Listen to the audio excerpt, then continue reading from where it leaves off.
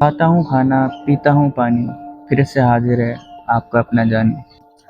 आज मैं जिस ऊंचाई पे पहुंचा हुआ हूँ और इस ऊंचाई पे पहुंच के वीडियो बना रहा हूँ, आप भी इस ऊंचाई पे पहुंच सकते हैं, लेकिन उसके लिए आपको फेलियर होना ज़रूरी है। फेलियर ये नहीं कि आप जानबूझ के पढ़ाई ही ना करें या कोई स्ट्रगलिंग ना करें, बल्कि फेलियर ये कि आप अपनी 100% दे रहे हो या कहीं ना कहीं आपसे मिस्टेक हो रही हो या आपका लक साथ ना दे रहा हो और उसके बाद जाके आप कहीं नाकाम हो रहे हो, तो ये आपका फेलियर है। मैं आपको चाहिए आप सिर्फ वो काम करो जिसके अंदर आपको मज़ा है, लाइक जो क्रिएटिव हो, प्रोडक्टिव हो।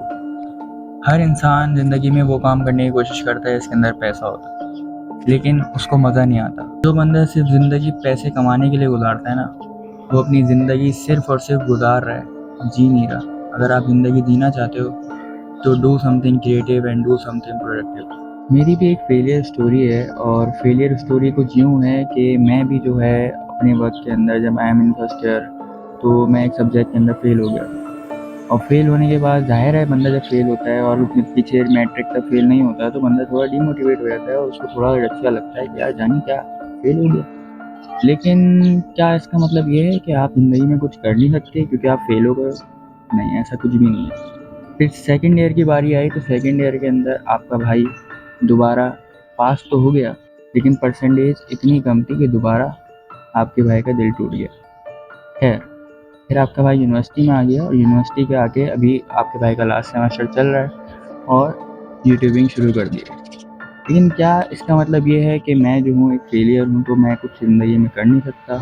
या आप लोग फेलियर हैं, आप ज़िंदगी में फेल हो गए हो या आप जो हो वो चीज़ नहीं कर पाए जो आपके माँ बाप चाहते थे तो आप फेलियर हो?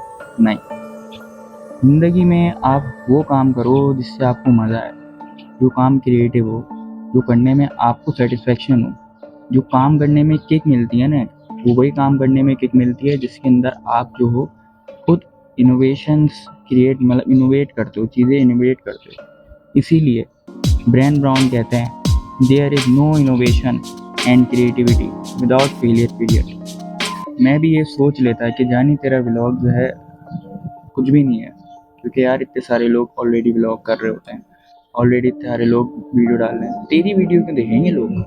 बात तो सच है, मेरी वीडियो क्यों देखेंगे लोग? अगर मैं ये सोच लेता और कुछ ना करता तो शायद आज मेरे 60 सब्सक्राइबर नहीं होते, वो भी फर्स्ट व्लॉग के अंदर।